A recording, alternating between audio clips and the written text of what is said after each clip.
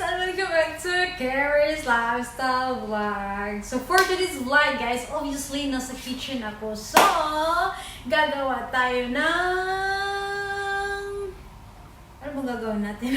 Magluluto ako ng gulay. Gulay is life.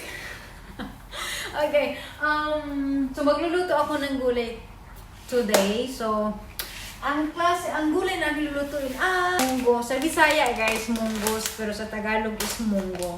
Tapos ang ihahalo natin dito na vegetable guys ay ito. Meron tayong alagbati. Dalawang anong tawag? Doha ka bungkus dito sa Bisaya, man siya good. Tapos ito, sitaw din.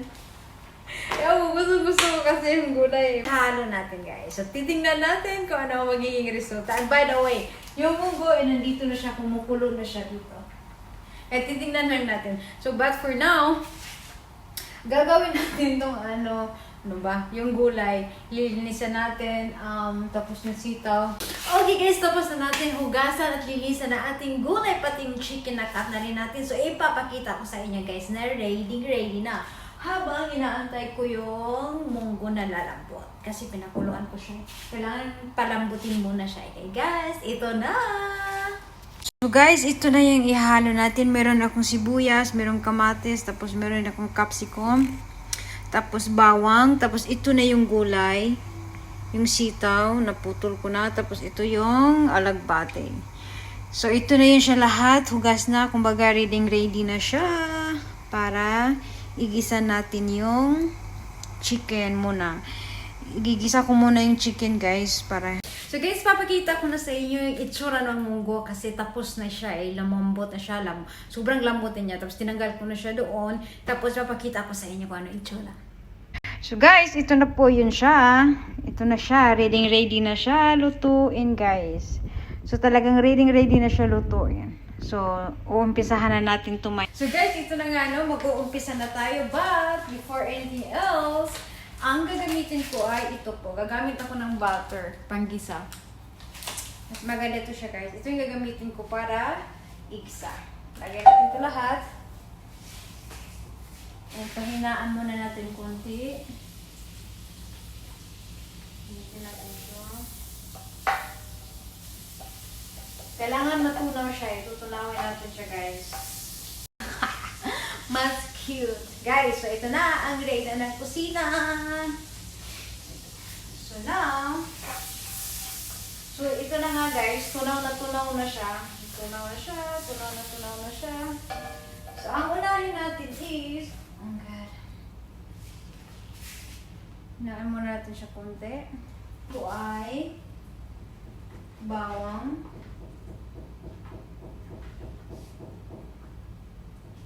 Tingnan natin kung mainit na ba siya. Oh, mainit na. Bawang at saka sibuyas guys.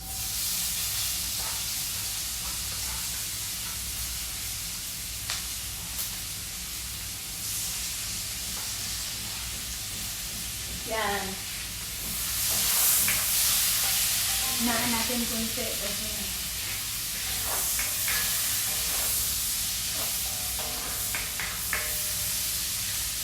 yung nilagay ko guys ay bawang at saka sibuyas. Yun yung inuuna ko talaga.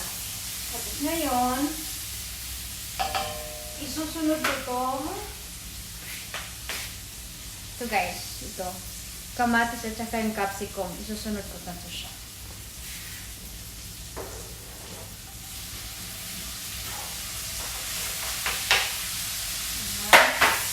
Tapos halo natin.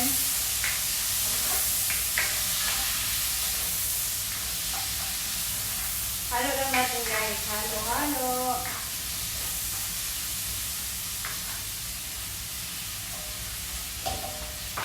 Tapos ganito na yung itsura niya. So ganyan na yung itsura niya guys. So ihahalo-halo natin siya mamaya konti ha. Halo natin.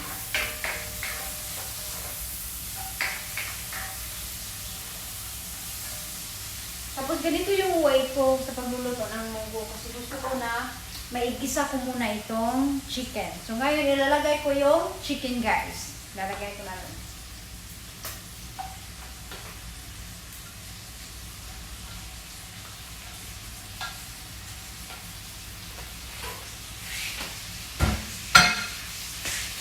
Ngayon, ihalo natin siya para mag-isa siya ng mag-isa.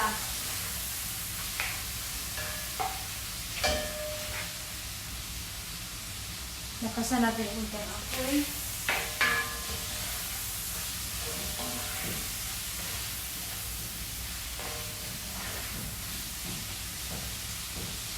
So, ipapakita ko sa inyo kung ano na ngayon ang itsura niya.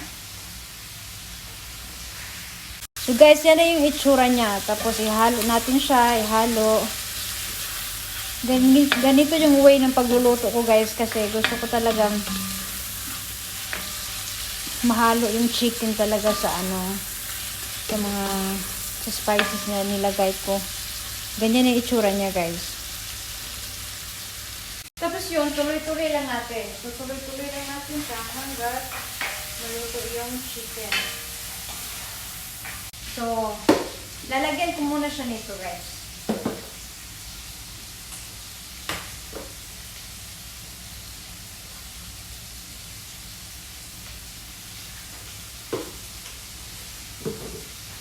Tapos halo.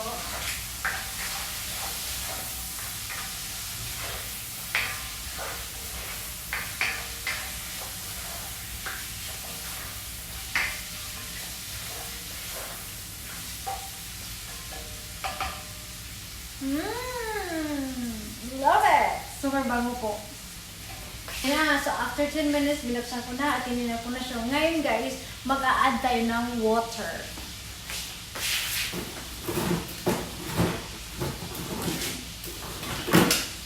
So ito yung water na i-add natin guys. Ito yung i-add natin water dito.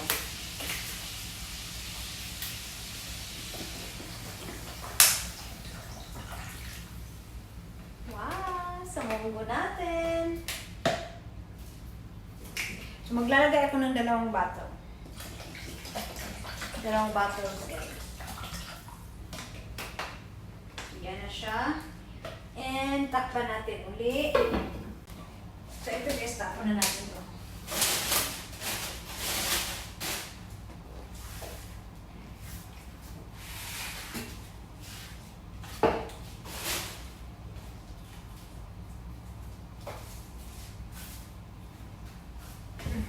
Kasi need pa natin ng water.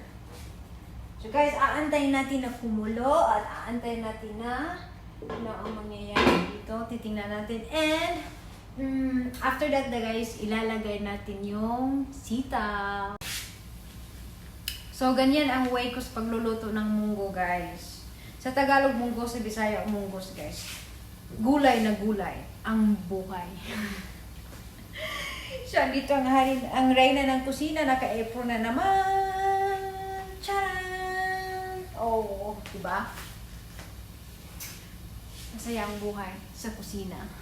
Masaya ang buhay pag marunong kang magluto. I love it. Pwede na tayong ilagay ang sitaw. So, sitaw muna tayo guys.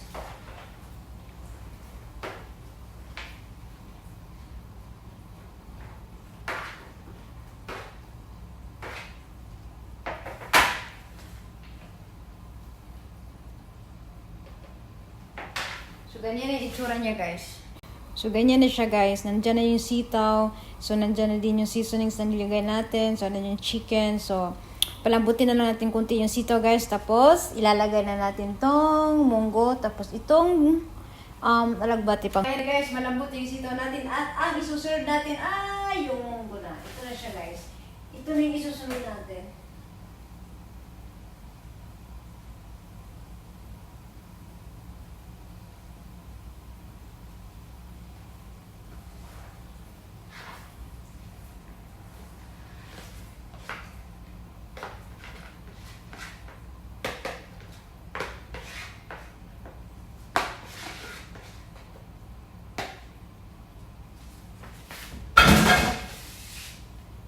So guys, ito yung itsura niya. So, pakuluin na lang natin yan siya. Tapos ilalagay natin yung alagbati guys. At titingnan natin kung wow. Yummy. Wow! Gulay na gulay.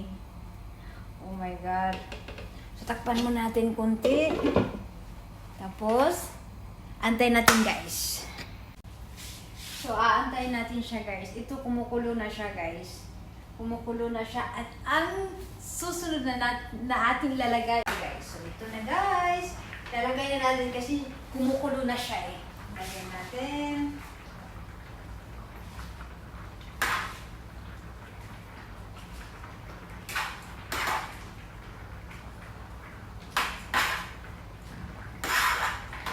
Hindi ko akalain na ganito para karami yung yung mundo na gawa ko.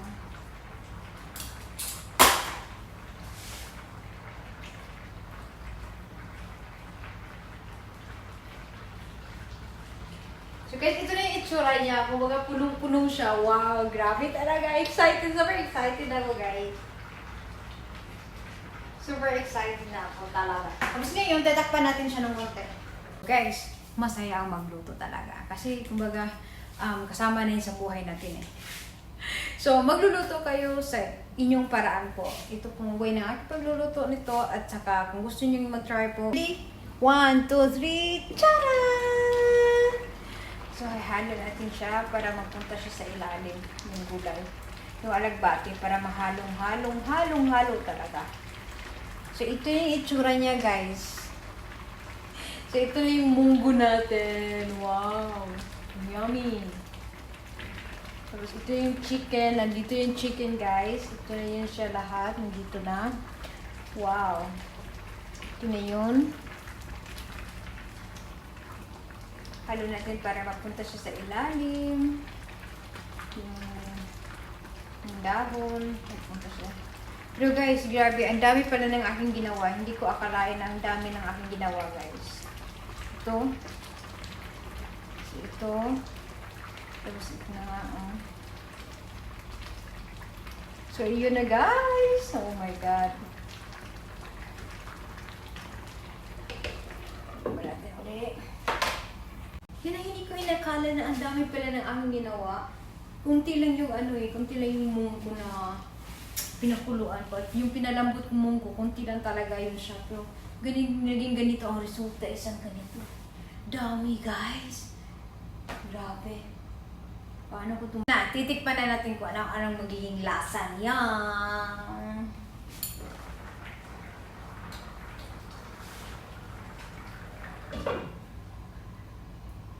Wala na siyang apoy, so guys, lutong-luto na siya. Kaya ready na tayo sa kainan. So guys, that's all for today. Kung anong meron kayong gulay sa inyong bahay, pwede nyo i-try guys. Kahit anong klaseng luto, kahit ano, basta nag-enjoy lang kayong gawin niya sa kitchen nyo, sa kusina nyo. Go, go, go lang tayo guys. Tapos na ako guys, kaya it's time to eat na. Okay guys, thank you for watching and see you on my next video.